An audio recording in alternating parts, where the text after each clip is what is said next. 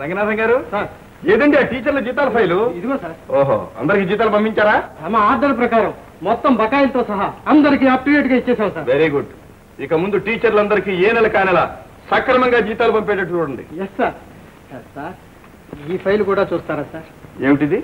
అదేనండి మన కాంట్రాక్టర్ సత్యమూర్తి గారి బిల్స్ అండి. ఓహో, మీరు వచ్చిన దగ్గర నుంచి ఈ బిల్స్ పెండింగ్ లోనే ఉన్నాయండి. 2-3 సార్లు ఆఫీస్కి వచ్చాడు కూడా పాపం. No no no no no, ఈ బిల్స్ అన్ని పాత పద్ధతిలో గుడ్డిగా ప్యాస్ చేయడానికి వీల్లేదు. ప్రతి బిల్లు చేయాలి. ఆ ఫైల్స్ అన్ని ముందు అసిస్టెంట్ ఇంజనీర్ గారు పంపించండి. వర్క్ అంతా చెక్ చేసి సర్టిఫై చేయమని చెప్పండి. భలే గమ్మత్తైన ఇబ్బంది. ఈ వారాకాలం వచ్చేలోగానే తప్పకుండా రోడ్డు వేయిస్తాను. మీరు నిశ్చింతగా వెళ్ళండి. చాలా థ్యాంక్స్ అండి. నమస్కారం.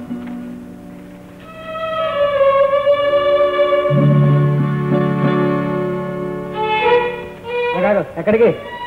ఇలా వెళ్తానే వీలేదు. చీటీ మీద నీ పేరు రాసి అయ్యగారు చూపించేస్తాను. ఏటి చీటీ అని మొహం ఉప్పు చెట్టాను. సన్నాసి యాదవ, సన్నాసి యాదవ. చీటీ కావాలంట చీటీ. ఎవడు బాబాడు?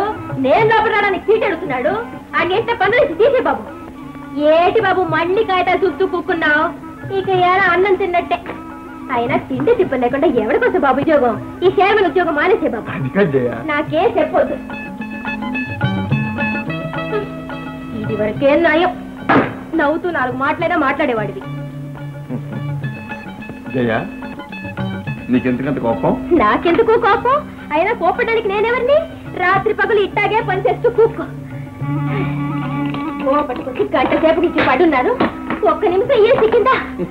తీర్థల జనంలో వచ్చేవాళ్ళు పోయేవాళ్ళు, పోయేవాళ్ళు వచ్చేవాళ్ళు. ఏమన్నా అంటే చైర్మన్ సేవ చేయాలంటాం.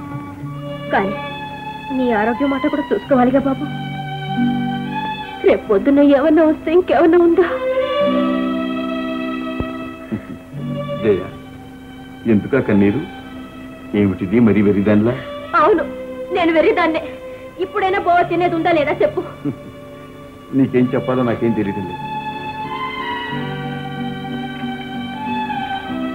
జయ, నేనంటే నీకెంతకింత ఆప్యాయత?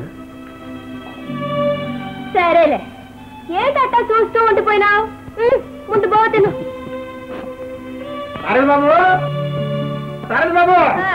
ఈ పూట బావ తిన్నట్టే.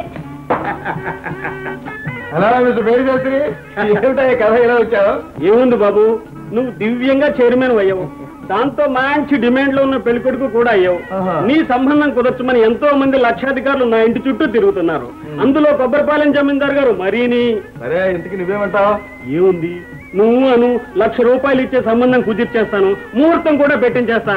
ఏమిటయ్యా ముహూర్తం? దానికేం గానీ నాకు కావలసిన పిల్లను నేను ఎప్పుడూ ఎన్నుకున్నాను. అంటే సంబంధం కుదిరిందన్నమాట. పిల్ల అందంగా ఉంటుందా? అందమా? సందన బొమ్మలా ఉంటుంది. ఆస్తి చదువు ఏమైనా ఉందా? అదేమిటి మిస్టర్ పేరు శాస్త్రి, చదువును మించిన సంస్కారం ఉంది. శుభస్య శీఘ్రం. వెళ్ళొస్తా. ఇంకా రావటం ఎందుకు, వెళ్ళు. శీఘ్రమే కళ్యాణ ప్రాప్తి.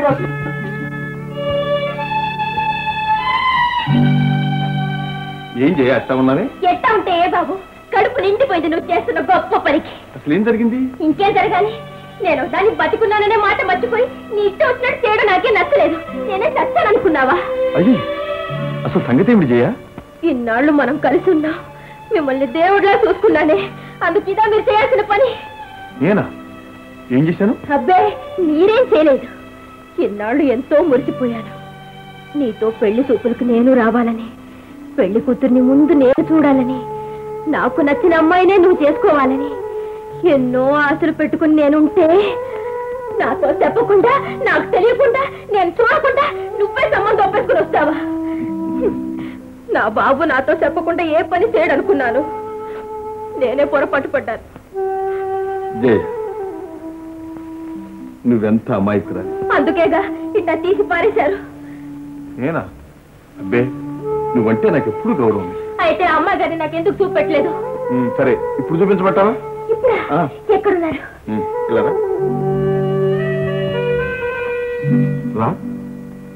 నేను పెళ్ళాడబోయే అమ్మాయి ఇదిగో, ఈ అమ్మాయి.